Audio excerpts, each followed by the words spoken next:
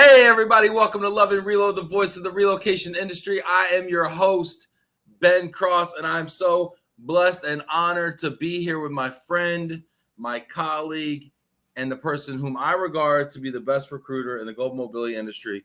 No pressure, Danny Herskowitz. What's going on, buddy? How you doing? I'm doing good. Good. Happy that you're joining me here in New Jersey.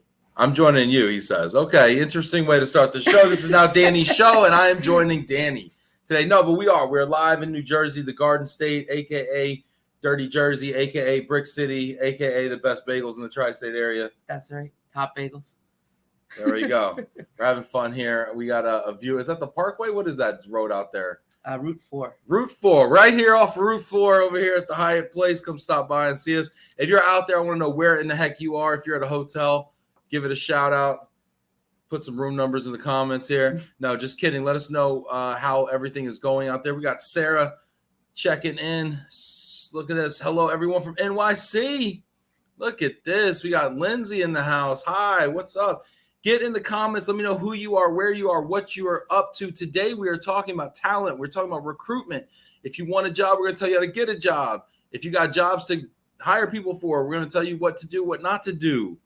We're going to talk about the great resignation or the great realization or the great, I don't know. Is it even still going on? We don't know. We're going to talk about that kind of stuff too. We're going to talk about what we're seeing from pay scales in the marketplace. Is the price of talent going up or not?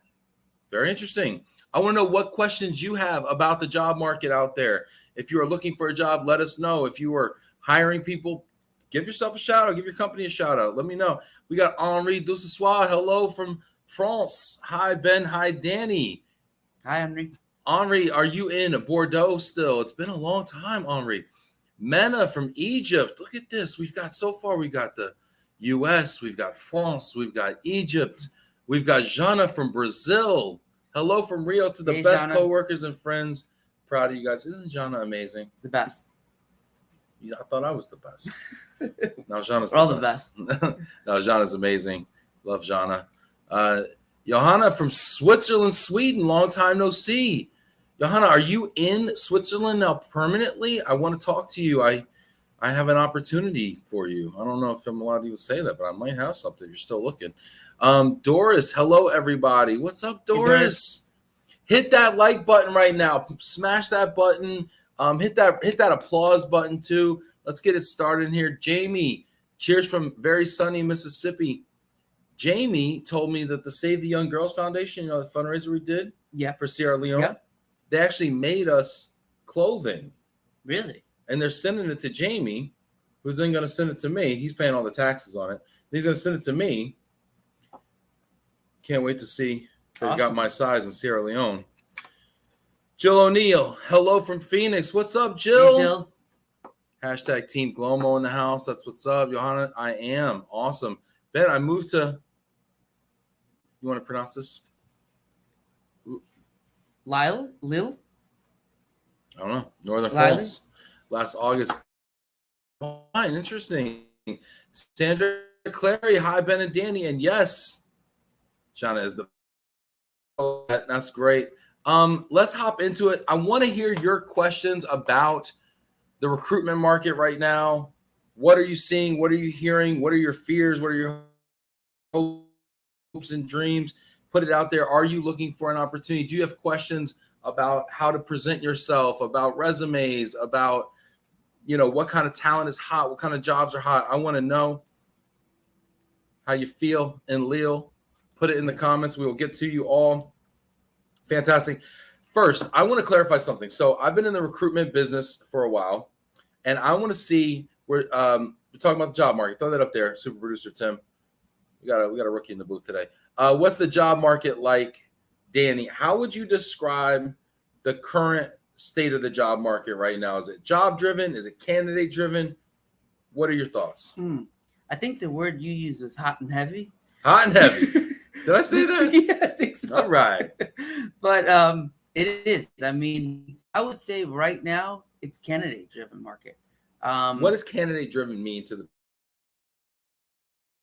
Essentially, it means that there are more jobs available, more than candidates, essentially. more jobs than candidates. So it is a seller's market. So talent has the upper hand right now in the conversations. Interesting. What does that mean from, how fast jobs are getting filled? What does that mean to wages? What does that mean to all of that stuff? And I see the questions coming in. Keep those questions coming in. David, Melissa, Henri, Sandra, Johannes, keep those questions coming in. We will get to all those. But what does it mean in terms of, let's start with salaries, what everybody wants to know, right? Let's talk about pay. Yeah. Salaries are much higher.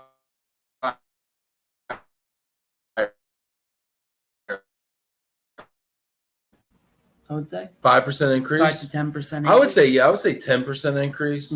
I mean, we're seeing relocation consultant roles, which is kind of, to me, I've discovered to be kind of the bellwether, role, because it's probably the most prevalent job in relocation is the relocation consultant. Domestic relocation consultants, what are those getting paid at right now? They're getting paid anywhere from, I would say, 55 to upper 60s. Wow. On average. Upper 60s, like with home sale experience. With home sale experience, yep. Okay, interesting. And then for, like, say, international relocation consultants? So international is usually a bit more. So we're seeing actually anywhere between 70 to 75. Wow. So yeah, a little bit higher, and even higher rates for certain skill sets. I mean, actually people that are bilingual. Oh yeah. I think that you can, expect to even have a higher wage based on that skill set. Super interesting. Keep these questions coming. I want to know what you think out there. We've got people checking in here. Men is asking, which regions are you talking about? All over the U.S. So the U.S. So Men is in Egypt right now. So are we talking about Egypt? No, not at the moment. Sorry, Mena. Sorry, we're not talking about Egypt. I haven't recruited in Egypt yet, but in the U.S., I would say that's really what we're talking about. We work on positions all over. So nice. Doris is saying Furnished Quarters is looking for people. Give Doris a shout out if you're looking. Let's see here. John Fernandez, we have a few positions open at GMS. John, let me know. David Nathan, he's got a question. Oh, this is a good one. David says, how do you find work from home work? Tons of experience, but have to handle a family illness from home. How are you finding work from home work? David wants to know, and I think David's background is kind of from the moving and portable storage market, if I recall, David. Correct me if I'm wrong. What are your thoughts about work from home work, specifically maybe as it pertains to the moving industry? Well, it's interesting. I mean, we don't see it as much within the moving industry, within household goods. Would you agree? We don't see it as much. So we're seeing it a lot in relocation. We're seeing work from home, remote being pretty much the standard at every RMC that we talk to for the most part. I'd say 3 out of 4 RMCs are pretty comfortable with any position being remote. The inverse is true when you go to the moving business. Right. And I think because it's kind of a more blue collar, hands on. Listen, you can't move somebody remote, right? You can't remotely load a truck. Right. So you have bricks and mortar. You're looking after a warehouse. You're looking after crews, trucks, cardboard that'll walk out the back door on you. And it's really difficult. Now, the exception to that is sales. Right. Sales and biz dev is generally speaking a 100% remote opportunity, with the exception of COD sales, David, where you're, consumer sales, where you're knocking on doors, you're going to the homes, you're counting furniture. Although we've seen an enormous rise in virtual salespeople leveraging virtual survey technology.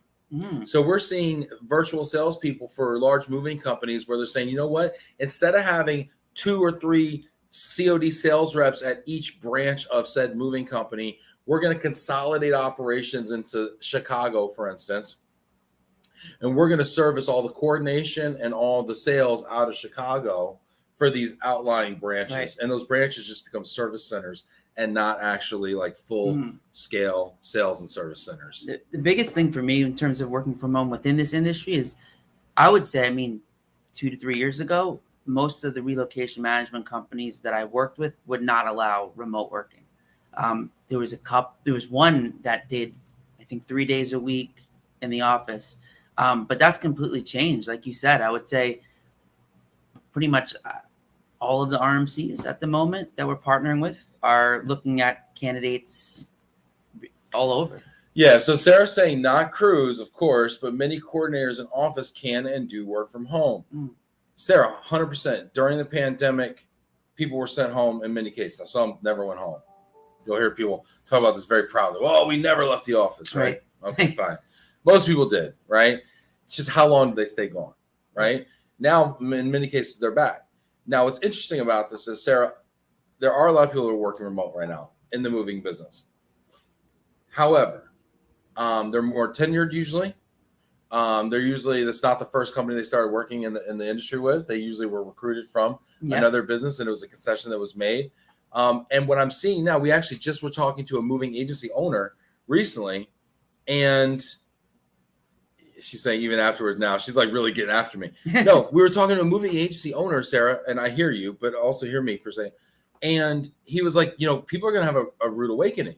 They're going to have a wake-up call because we need people to come back in the office. Right. And listen, I don't necessarily agree with that stance because they've been successful. Right. And I also believe that allowing remote work actually enables you to recruit the best and brightest people across the entire globe or country versus people who just happen to live in like the 25-mile radius of your office. Exactly. But we are starting to see more and more C-suite leaders saying we're going to start considering where people live because we're gearing back up to go in the office. Now, this is really interesting. What's up? Hey, Jack Jampel checking in. Hello, gentlemen. What's up, Jack? Good to see you. Hit that like button. Put your questions about talent recruitment for the relocation industry, for corporate housing, for moving, for all of the areas that we kind of touch. Yes, we are doing a lot of U.S. stuff today, but I would love get in here and let us know what you're seeing around the world as well. Johanna's saying, any idea what it looks like the rest of the world, only focused on the U.S. market? Yes, I'm not well informed, Johanna, about your area. I'm hearing that it's also a candidate-driven market in other areas, but let's be honest, the world is a very big place. I would love to also hear from hiring managers. What about productivity? Is it still as all these studies have come out that working from home increased productivity by employees? Is that still the case? Are people still performing at these high levels that they were? Are people getting burnt out? I think I'm hearing so many mixed things at this point because some of the companies are saying, bring everyone back. Some are saying keep them remote. I think there's a lot of mixed messaging right now. Yeah, totally. And this is interesting because Jack's saying I forecasted office with flexibility would be back. Yeah, we're hearing that a lot, Jack. But I'm going to tell you some stories also. Sarah says Jack Jampel flex is key. Okay, right. You just had a candidate last week. Great candidate. Move coordinator. She was my first move coordinator ever in this business. She could crush it. She's a pro. She's amazing. She was very happy, very successful where she was, but we had an opportunity for her. She was willing to entertain it. She was excited about it.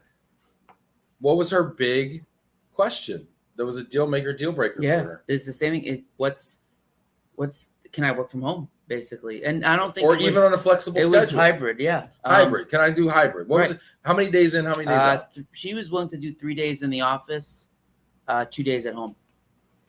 And what the client say? What the company say? Well, the company said that it would affect their internal policy of requiring local candidates to work in the office.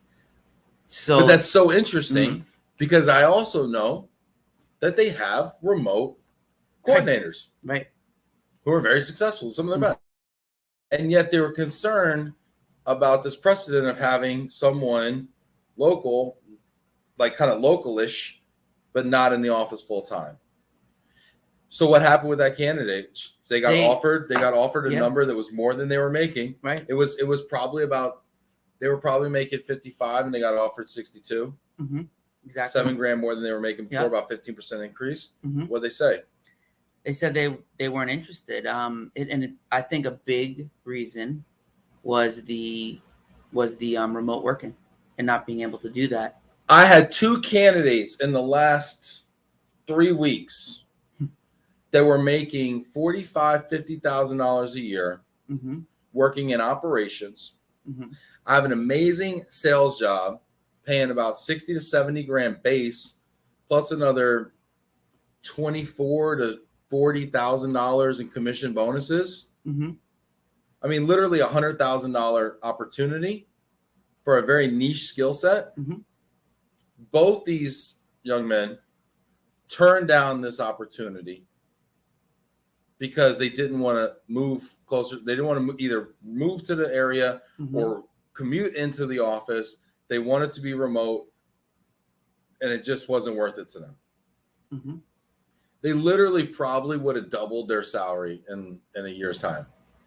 But they felt that strongly about not. The guy said to me, this morning, I get this text. This morning, I get this text. Not going through with the interview. Not going through with the interview.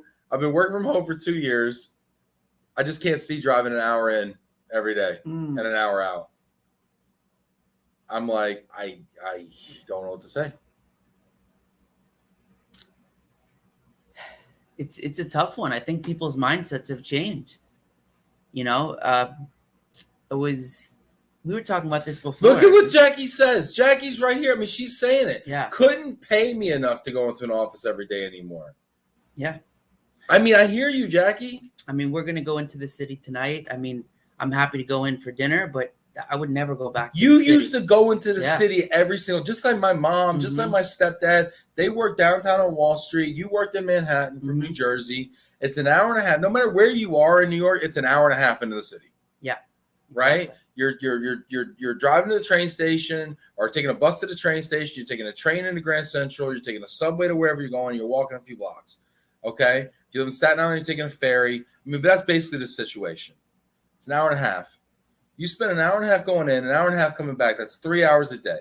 You do that 5 days a week. That's 15 hours a week. You do 15 hours a week times 50 weeks a year. 750 hours, I think, divided by 24 hours in a day. You're spending 30 plus days, whole days, commuting a year. Yeah. Yeah. And you know, it's funny. I think after everything now, like looking back on everything, I think a lot of people don't want to accept that way of living anymore. It's a tough way to live, you know? And honestly, I think for many positions, it's really not necessary. It really is. Couple that commute time and how adjusted we've become. I'm not going to say lazy. I'm going to say adjusted. We've become adjusted, right? Yeah. How adjusted we've become with things like inflation, things like gas. That's another big gas one, right? is at an all-time high. Yeah. Part of that is inflation. Part of that is the Ukraine invasion and us, shutting off Putin's lifeline with gas, purchasing gas. But, we're paying $4.20 at the pump on average, I think. Yeah. Exactly. And now when he's talking to me, he's like, not only am I spending an hour going in each way, but now all that gas I'm spending in traffic. Exactly. Bananas, Henri saying in France, working remote is becoming a significant thing, so much that it's becoming an integral part of search criteria on job websites. 100%. 100%. I do feel like remote did become the standard. And now it's super interesting to see how hard companies are going to claw back to get their employers back into the office. All right. Oh, look at this. I got one more. Aaron saying, wow, yeah, people are loving the work from home flexibility. Quality of life isn't only measured in dollar signs. Having that life flexibility makes such a difference. Or what are our kids going to say? When you tell your kids, when you tell Joey and Lily what you used to do to go to work, it's literally the modern day equivalent. I mean, they'll probably be working in the room with me. It's the modern day equivalent of walking to school 5 miles each way uphill both ways in the snow, right? Our parents tell that story. I walked my day, back in my day, 5 miles uphill both ways in the snow. Like literally, that's what your New York commute story is going to sound like to your kids. It's going to sound crazy, right? Bananas. And I did it for you. Let's talk about candidate retention. Yes. Important. It's getting more difficult now. I mean, and here's the thing. I'm speaking with candidates that are 3 to 4 months into jobs and they're ready to leave. Why? 3 to 4 months in? Bunch of job hoppers. What's wrong with these people?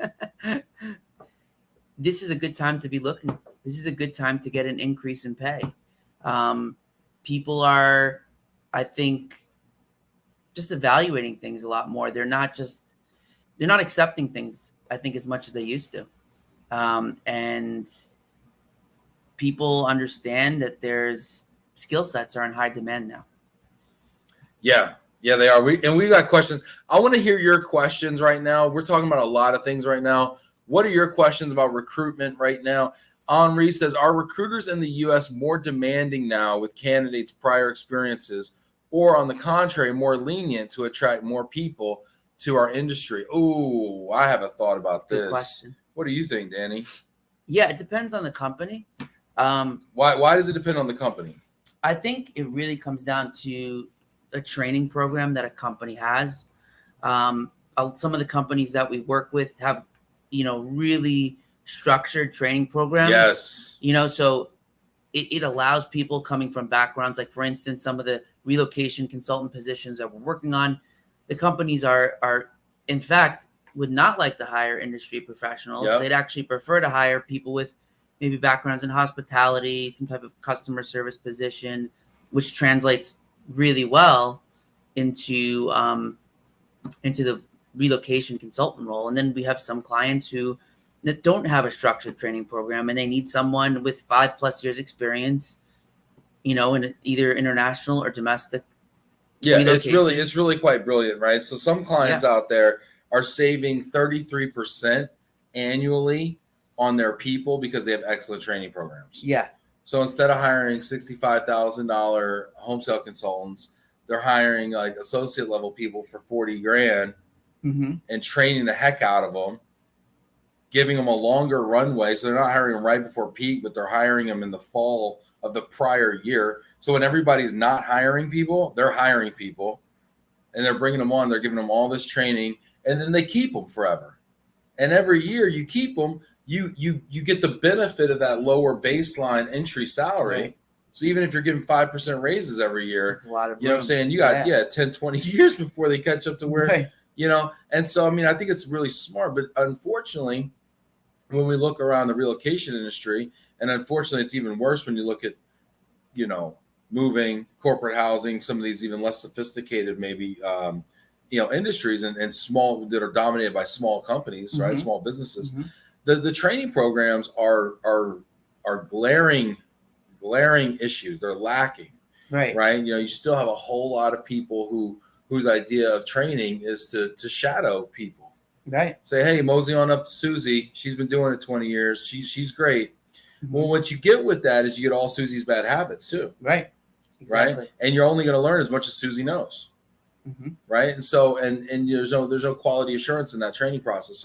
So I think that there's a real opportunity for people to be proactive and start really instituting training programs. And that's one of the things that we've been really talking to our clients about. It's like, listen, we're going to address this hiring gap you have right now and give you 3 to 5 amazing relocation consultants to get you back on track, get your file caseloads down to a manageable level, get you ready for peak season and the tsunami of pent-up demand that's coming. But let's start talking about hiring a trainer who can build curriculums for you and structured classroom training. And let's put that in place in the fall and start getting you some more associate level people and start bringing new blood into this industry. Yeah. Right. Instead of chasing after the same talent, it's kind of poaching them away from your competitors. Right. And then of course they leave 2-3 years later because there's really no allegiance. They're just chasing the buck, So Henri, to answer your question, in some cases, I think the ones that are winning are able to attract people with less experience because they have better training programs. On the other side, we also have the issue where pay scales are out of date. Yeah. People are still using pay scales from 2018, and you've had 10% inflation. You have a war on talent with labor shortage is super tight. It's even it's affecting all sectors, and they have to take less qualified people because they can't afford more qualified people. Right. So they're going to market with these pay scales that are dramatically below market, and they're literally filling their company with C level, C minus people. Not only that, I hate to say that. I mean, people aren't C minus people, but skill sets are they're just not top. They're not A players. Agreed. But even from the because when we present A players, they're like, that's $10,000 over my $10,000 over my range. But even from the employee perspective, we talk about like retaining people and keeping them happy at work. Coming in knowing that you're below market, no matter what level you would consider yourself or the company would. I mean, I think it's so important now. I mean, people have to readjust their compensation ranges to compete in the talent war. That's it. Yeah, this is really, really. Let's see what people are saying out there. Put your comments in there. I want to about what we've been saying. Do you agree? Do you disagree? Hi, all. Work from home is okay, but we need to see people at some point in their reload journey. Balance is good. Sarah, I love it. I agree. Me too. So we're doing it next week in Dallas. Yeah, the whole team's coming to Dallas. We're having a strategy week. We're getting together. We're going out for some dinner. We even got some of the spouses coming in. Yeah, it's gonna be really nice. We're gonna talk about our strategy. Henri doing the math for us says gas is $8.16 per gallon USD. Yeah, I mean, it's funny the sacrifices that we make here in the U.S. not buying Russian oil. It's 7% of our supply. Over in Europe, it's hitting them far harder. Henri says it's not a misprint. Be interesting to see if this plunges us into a bit of a global recession, to be honest with you, which could affect the talent situation in the future, which we can talk about. Jack saying, I saw a disturbing metric, and however, have not been able to confirm 72% of folks who got new jobs during COVID are not happy in their new jobs. That's a really interesting. Jack, so interesting. What's funny is, I mean, that makes a lot of sense. I would say probably more than half of the people I speak with are not happy in their jobs. Are these recent changes that they made? Recent changes within the past 2 years, maybe. Okay. Are these people you've placed in jobs? No, before like, Danny, I can't believe you talked me into this. No, in fairness, we represent companies that we believe in, that we would want to work in, and that we can, gladly refer people to, right? Of course, yeah. I mean, that's part of it too. You don't want to sell a loosely tied bag of, Of course, yeah. But Jack, this is interesting because I actually know somebody. He's an executive in finance. I'll say that, and he was getting ticked off at his job. Didn't like the way that they handled the work from home thing. Didn't like his boss. Was looking for a way out. Got an opportunity, making probably $10,000 more. He's a six-figure person, making $10,000 more, and gets the new job. The commute was super long, by the way. Even though it was hybrid, super long commute. Calls me day one and says, should have taken this job. Wow. Day one. Wow. Most of the time, day one's pretty sweet. Day one's all right. Everybody's happy to see you. It's a bunch of, fluffy meetings. Right.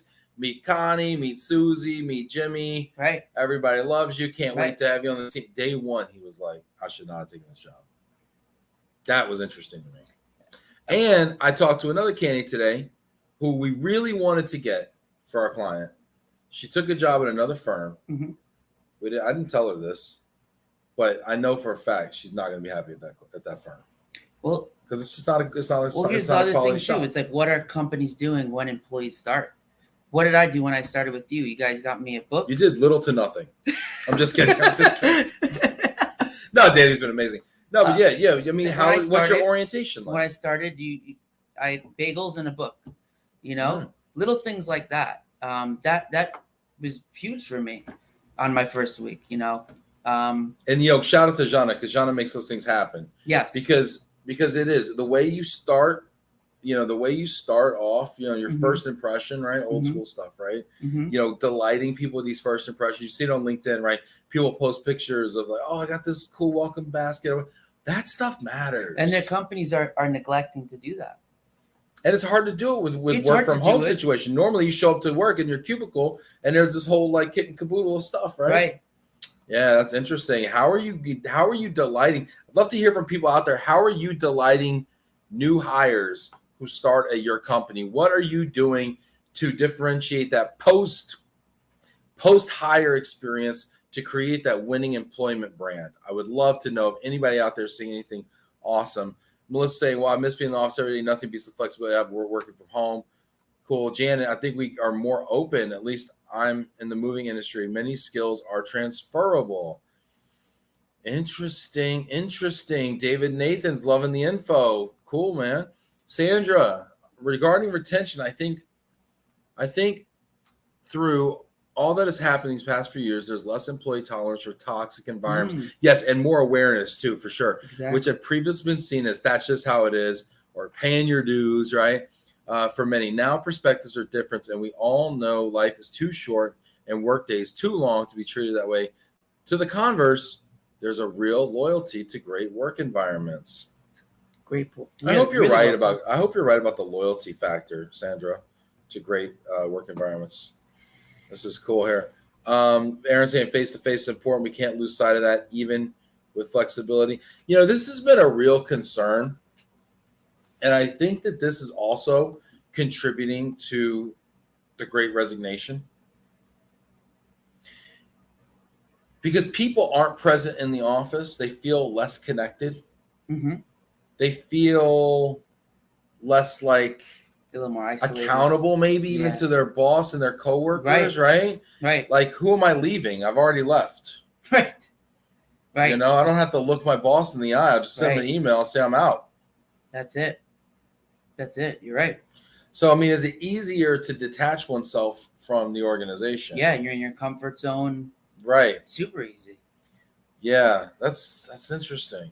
Well, I think there's got to be a lot of discussions on engagement, because the reality is, while there's resistance to people working from home, it sounds like it's probably not going anywhere for a while. Hit that like button. I want to know what you think out there in the comments. Please let us know. These comments are fantastic. And Aaron mentioned face-to-face. What about face-to-face interviews versus Zoom interviews? Ooh, face-to-face interviews versus Zoom interviews versus the good old-fashioned phone call in the car. So not only working with your team, but meeting the person that you're going to be working with. This interview process nowadays is bananas. Okay, can we talk about this interview process? Because people are not ready. If you're out there and you're looking for a job, you need to be doing like some Zoom work. Like, you need to be really thinking about your Zoom presence. What's your light situation like? You think this just happens? This is intentional work here, people. Because you're going to be on a Zoom interview. Yeah. And if you look like you're trapped in a basement, trying to like call for help, like or if you look distracted, or if there's music in the background, or if you're walking around, and like your background's moving. Driving. Oh, you can't do that? You can. What do you guys think about this whole interview process? Because people, it used to be back in my day, 3 years ago, a person who wanted to interview for a job would go out to the parking lot and just kind of like, talk on the phone. Yeah, hey, Bill. Yeah, I'd love to talk more about the opportunity. Very excited to hear what you have to say. And they would just walk around the parking lot, right? Mm-hmm, exactly. And then they see a coworker. and then they just duck over here and they just keep talking. Well, that's not the case anymore. People want to have a Zoom call with you, and they want to have a Zoom call with you during their business hours. So if you're like if you're an in-office person and you're interviewing with someone and they want to do a Zoom with you, what do? You're working at another office. You're going to take a Zoom call midday? Yeah. Either, and to be honest, we've been suggesting that people take the day off. You have to right? Because otherwise, you know what they end up doing? They end up doing this number, right? They're sitting in the car, and I still don't think she was driving. They say she was driving. I don't think she was driving. But you know what? She didn't turn her camera on. Yeah. She's sitting in her car. She's talking in the car. We had one client who told us the woman she was interviewing was in an elevator on Zoom. Mm-hmm. It was one of them had some rap music blasting in the background. One of them had kids running around, which is funny because, like, if you have kids and you work there, it's cute, right? But you can't have kids before you apply. Right. It's weird like that. Right. Like once you're in the family, then you can have kids. Yeah, that's right. Before you're in the family, don't bring those kids to the job interview. Okay. It's kind of a double standard here. Richard Majewski saying Zoom, good. Richard, when was the last time you interviewed for a job on Zoom? Yeah. It used to be. Look, Aaron saying I prefer in-person interviews. Right. Back in my day, you'd show up to the office with your 3 copies of your resume, your suit on. Right? Yeah. You'd shake hands. You'd look people in the eye. You'd sit down. It was a big thing. You'd laugh at their silly jokes. You'd give each one a copy of your resume. Mm-hmm. You'd talk for an hour. Right. They'd introduce you to Sally in HR. Mm-hmm. You'd nail it. Exactly. Right? And then you go around the corner, you have a couple martinis, call the wife and say, hey, honey, I think I got a new job. That's it. Not anymore. Nope. When are people doing in-person interviews And I'll now? tell you something that's interesting. When we used to do Zoom interviews kind of in the beginning, right? When it first started, maybe like 3 to 4 years ago, it kind of started to get more popular. People would treat those as in-person interviews. That shifted I've seen that shift. When did that shift? I think it's been over the last year or so. I've seen it even shift more to where people are, they're doing their Zoom calls for work, and then they'll jump to their interview, so they're still distracted from work, right? Jumping into that, not getting on time. I did a mock interview with a dude. He showed up 5 minutes late. He was like, I was just wrapping up an email. I was like, this is a mock interview. I told you, we're going to try to practice this like a normal interview. Right. Don't book anything a half an hour before. Or, you got to give yourself space and treat it seriously, because those little things, that's it. It's over. What do you think about people that get on and they don't have their camera on? You're not, it's a service to yourself. An interview, like talking to people like this. Yeah, right. Like would you ever just like, hey, nice to meet you, Tom. Nice to meet you, Sally. How you doing? Right. Nah. So interesting. I want to hear your thoughts on this, everybody. Put it in the comments. Look at this. Jamie saying 70% of workers who change jobs during the Great Resignation regret quitting, feeling a sense of buyer's remorse. Wow. Fox Business, it's borderline. Henri, maybe it's just me, but I get the feeling there's overall anger and frustration in the working world. People now seem to know what they don't want, and yet they don't want what they want instead just yet. Henri, you're going to have to explain that one to me a little bit. I like it, but it's deep. Jackie, being remote is great while everything is going well, but if you have issues and conflict, it's tough not being able to sit down and resolve problems face to face. Yeah. Sandra Clary, here at EDC, we have a morning stand-up meeting each day. It's sometimes about work, but just often about food, movies, corny jokes, life milestones. This has helped to keep a sense of connection even with an entirely remote workforce. We do that at Glomo too. We use a virtual office called Wonder. We go in there. We every morning, 8 a.m. my time, 9 a.m. Danny time, 10 or 11 a.m. Jana time, depending on what time of the year it is. And oftentimes we just kind of start with Yeah, not too much talk about work usually. Yeah. That's the thing, it's you need a schedule in that time. Why are people texting me when I'm on my little show right now? Like, come on, like, what's up, people? Like, come on, we talk. All right, anyway. Sorry, we got dinner plans in the city. Can't wait. It's gonna be dope. Budokan. Richard Majewski, sneaky switch of time at the weekend. Can't keep me out of here, but it almost got me. Is it a switch of time? Sweet. Well, yeah. Didn't we change the clocks this past Saturday? Oh, Daylight Richard, savings. my bad. Yes, we had daylight. Daylight savings. Is it savings or is it spring forward? Yeah, we went forward. We changed the clocks, Yeah. Richard. That's what we did. We lost an hour. It was a conspiracy. Hosea Versal has much success working remote. You got a totally is it totally distributed workforce, Hosea? Most of it. There's the pros and the cons, but so far so good. Great team here at Versal. Hosea,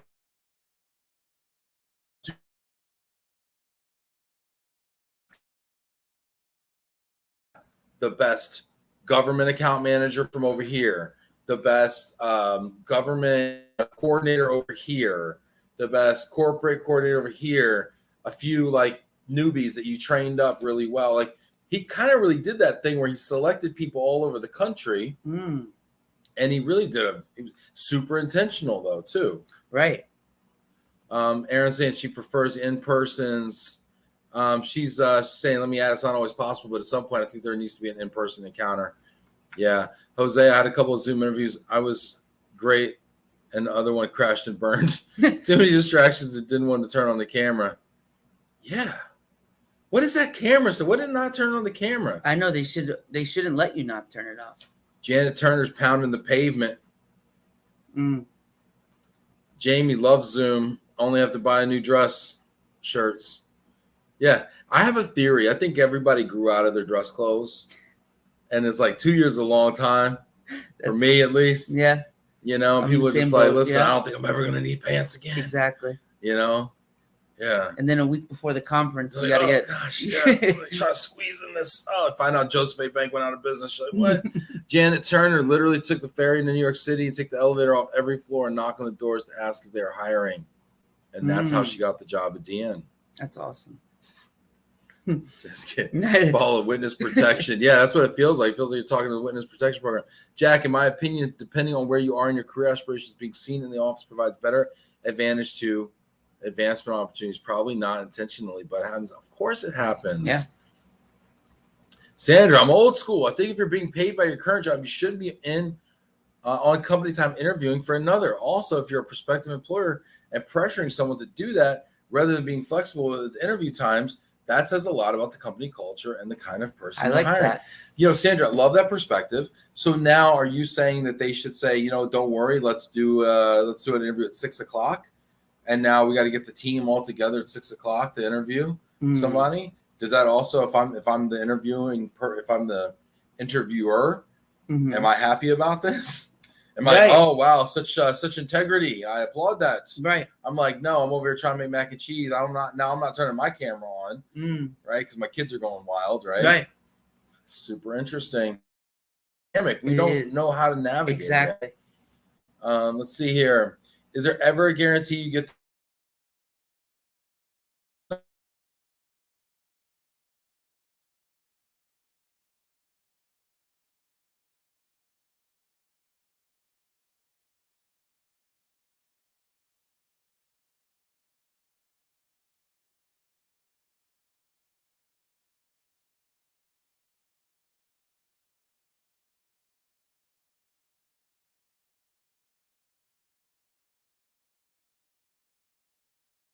You can get the right person. We have really good feelings about people we work with all the time. Our companies do, and sometimes it doesn't work out. So there's never a guarantee. And how can people? Okay, but you're right. There's never a guarantee. Our job is to remove a lot of risk, though, from the equation, to make it fast, to make it more predictably successful. Yes. How can hiring managers eliminate or mitigate as much risk as possible and have a better chance of nailing that hire? I think a few things have to happen during the interview process.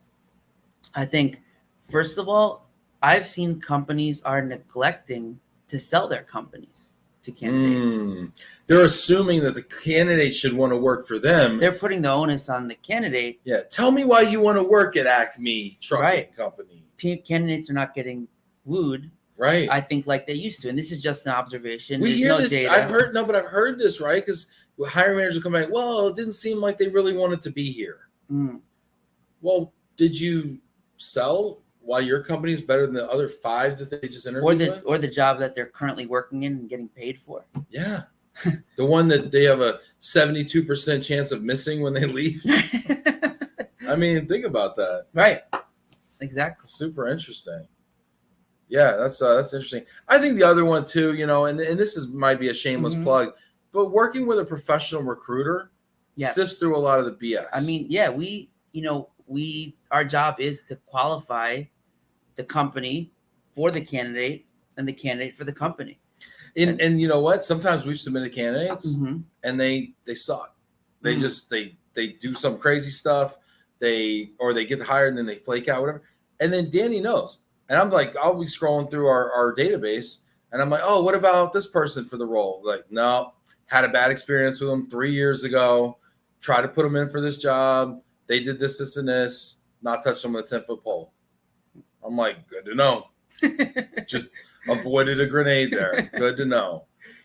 So you get that kind of stuff as well. Yeah, absolutely. I mean, you do like to give people chances, but it's and people are going to be more honest, I think, with us too, because we have pretty candid, I think so, confidential conversation. Yeah. And if we're getting red flags like don't really have a good reason for leaving, only leaving because there might be a $5,000 pay increase that's not really life changing. Just want to see their worth. I want to go kick the tires. I want to see what's out there.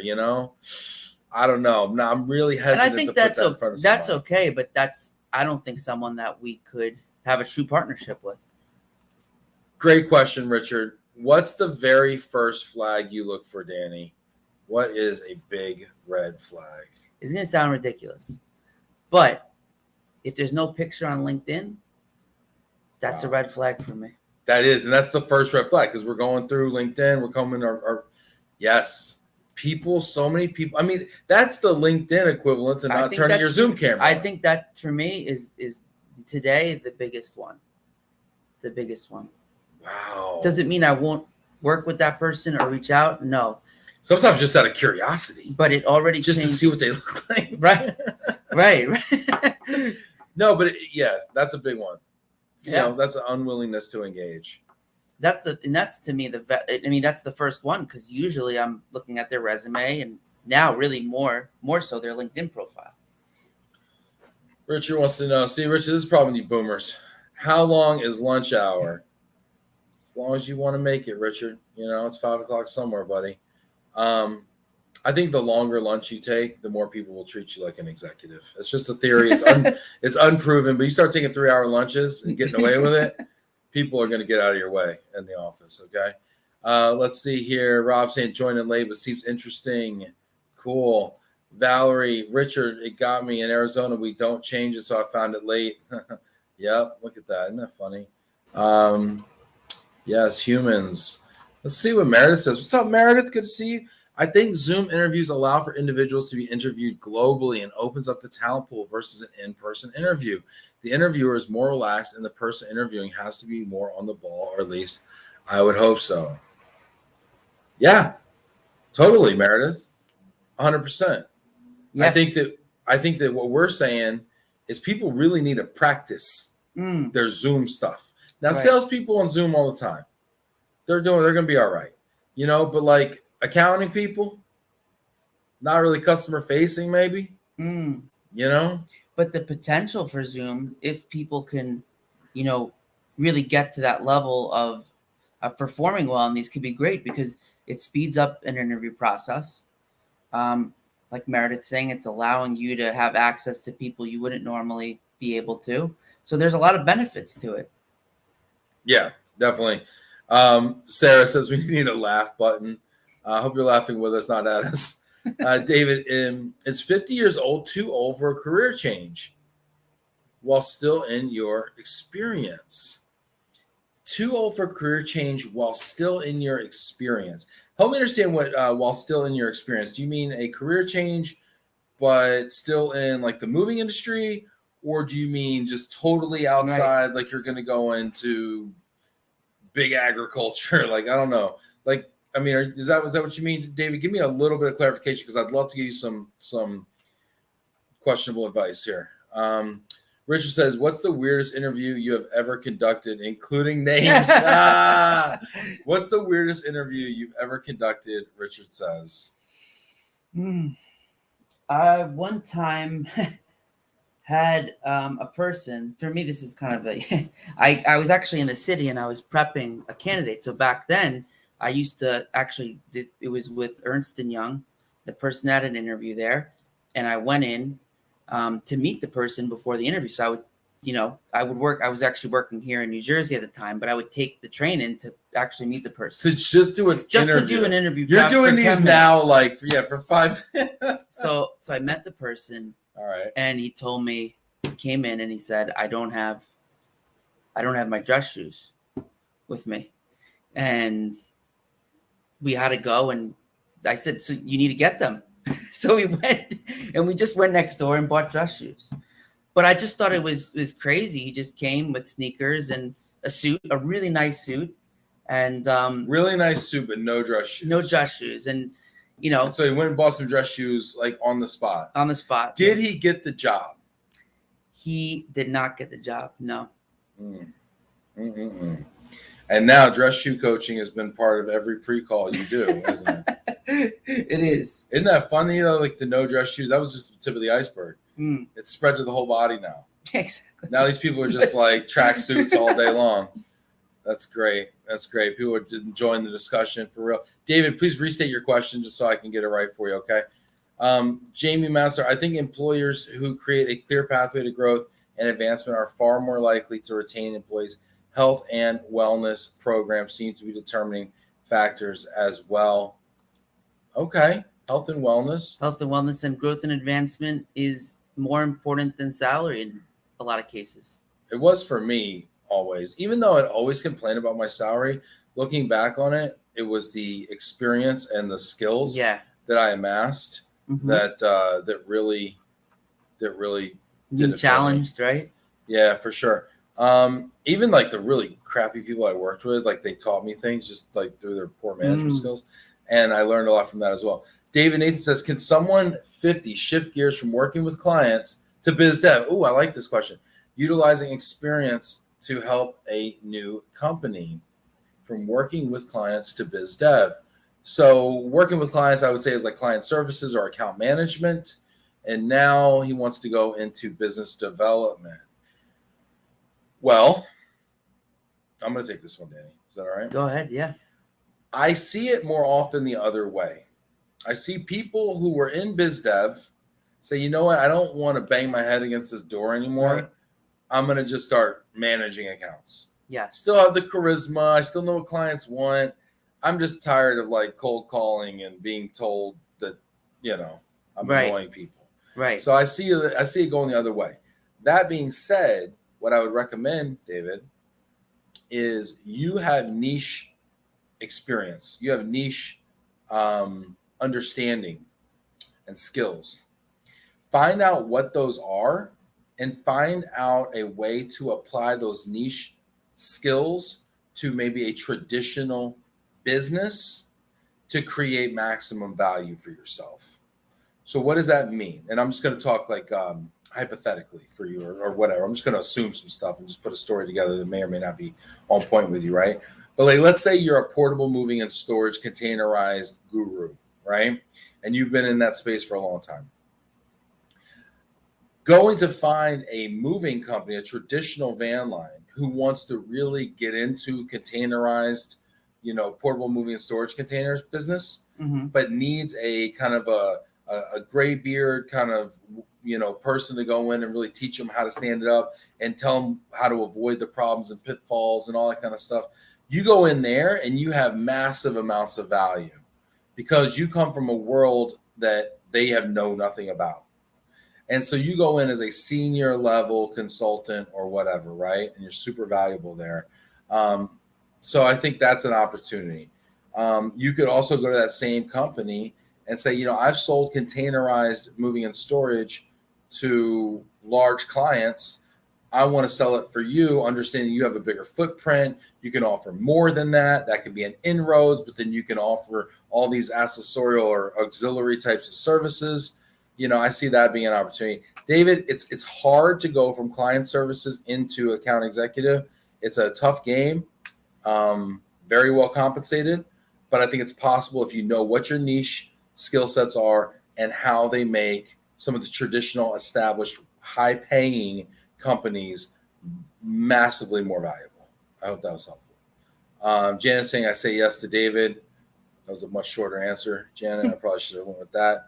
Henri saying Adidas Nike would have been a good fit. It's funny. Nowadays, you can wear sneakers with your suit. You can, right? How long ago was this? When the sneaker this is suit 2012. 2012. Yeah, 20. it's a while ago. 10 years ago. 10 years Can't ago. do math. 10 years ago, and now people are wearing sneakers with suits all the time. Man, maybe he would have got the job. He would have done sneakers. Yeah. That's interesting. Totally agree. Seriously, does need that additional button here. Awesome. I think they think we're funny. Maybe, I don't know. Henri, yes, totally. Rob, when I've interviewed others, I like when they ask about the job company, especially what their long-term path would be. Is that a good sign for the candidates, or do I just enjoy talking about myself and my job? Both, Rob. You're arrogant, egotistical, self-loving person, but guess what? We all are, right? We all want to feel special. Be, right? This is Dale Carnegie stuff, right? How to win friends, influence people. Get the other person talking about themselves. They're going to love you and think you're an amazing conversationalist, right? And that's why this trick works. When you're a candidate and you go in, oh, this is such an impressive company. You guys are so smart. You've built such a great, amazing niche here. Exactly. How did you do it? I'm fascinated. And then you sit there, 45 minutes of the interview goes by. Rob's been selling himself on the company, or in the company the whole time. Mm-hmm. The candidate's just getting all this ammunition in their brain. Right. And then when they get their 15 minutes of fame at the end of the interview, they crush it. And Rob's like, wow, I could really see myself working with that guy. Because it's like, they just came in and listened to Rob and how great Rob is. Yeah. That's right. So, Rob, it's an amazing, amazing interview tactic. I do tell people, ask questions. If you're an interviewee and you go in, most people are like, okay, I need to be ready for whatever they throw at me. No, go on the offensive and start asking them questions. Yeah. It'll reframe the entire dynamic of the conversation. What do you think about that? I agree. We've had a few rejections of candidates because they didn't ask questions. Yeah, it shows a lack of interest, I think. Yep, for sure. Thank you, David. Aaron, great question, Rob. Aaron, Ben, and Danny, you guys should do a webinar on how to translate your skills and experience into a great fit for a different industry. I'd love to do that, Aaron. Sounds great. We are actually starting a talent podcast. I know you're like, really, more Ben, really? Not enough, Ben? Yeah, I know, right? No, we are. Yeah. It's the Glomo Talent Connect podcast. We recorded our first episode today. We will take this comment, Aaron, and we will actually do an episode in tribute to Aaron about how to translate your skills into a different industry. I love it. Me too. Fantastic. Sandra, throwback to the work from home convo, traffic alert. Yep, for sure. Eric Christensen, just as virtual survey technology enables moving companies, remote work technology enables moving companies to acquire talent anywhere. The best, most successful outcomes are being achieved by business leaders that fully reassess their team structure and processes in accordance with these powerful communication tools. Yeah, I get it. Looking for the laugh button. Rob, I was just kidding. But we're all like that, right? Love plus talent. Okay. We do need a laugh button. Laughing with you, of course. I love you, man. Thank you, Jose. I appreciate you. Aaron, a lot of it's how you write your resume and slant your experience towards a different industry. I remember when I was in a dead-end job and Jack Jampel said, I got an idea for you. But first, how do you feel about blood?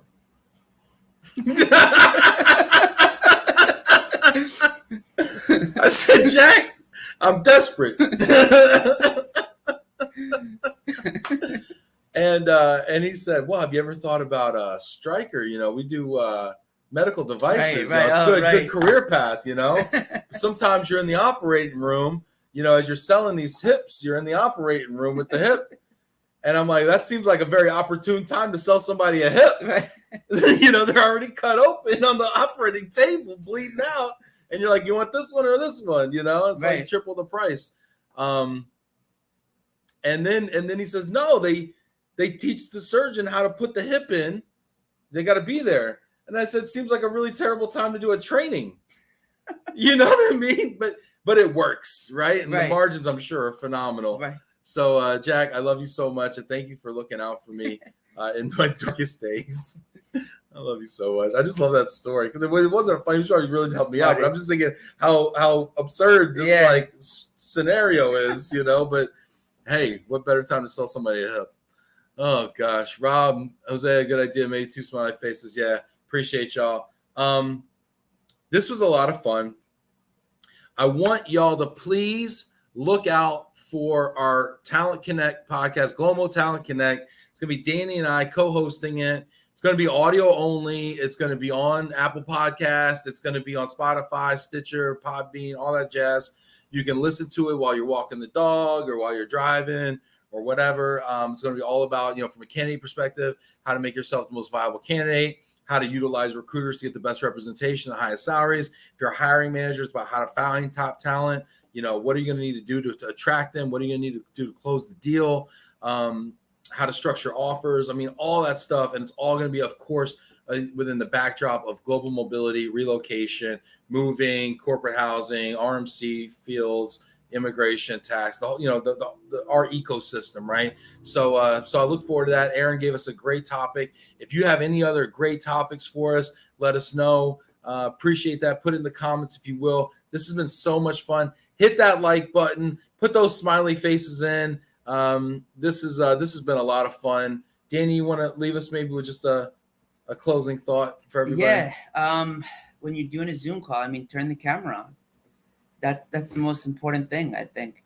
And make sure you have a good picture on LinkedIn. Exactly. Your face. If you do those 2 things, you're almost there. You know, and you don't have to be the most beautiful person. It's not Instagram, but have a picture with your face, well lit, not in the car as you're driving to the interview like this. Like, we can all see that you're taking a picture of yourself. Just have somebody else take the picture for you. These iPhones are incredible these days. You know, just don't skimp on the pictures. Agreed. You know, for sure. And thank you, everybody, for being here today. This was a lot of fun. Danny, it was awesome. We're going to go to the city, have some amazing Chinese food. We got a train to catch. Thanks, everybody, for being here. We love y'all. We couldn't do it without you. Thanks for everybody who supports Glomo and Glomo Talent. It's been an incredible journey so far, and we just love supporting the community. So thanks to all the love out there. Send a little heart out there to the rest of the community. We love you very much. Take care, y'all, and we will see you.